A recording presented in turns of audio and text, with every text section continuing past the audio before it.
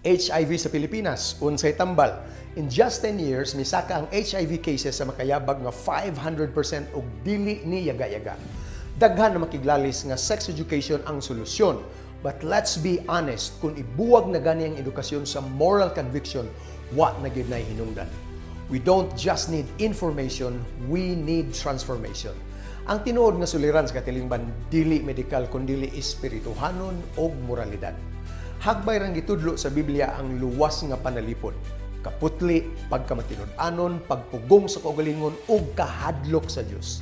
Ang katuyuan sa Ginoo alang sa pakigrelasyon, sulod sa tangkal sa kaminyoon tali sa usa ka lalaki ug usa ka babae, dili lang kay maoy dapat kundi maoy saktong panalipod.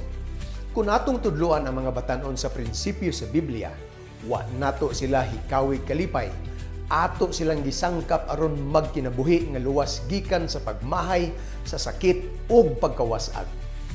Dili ni bahin lang sa paglikay sa HIV.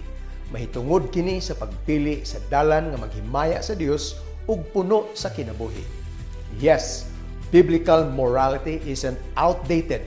Mao kini ang atong hinagiban sa katilingban nga nahisalaan.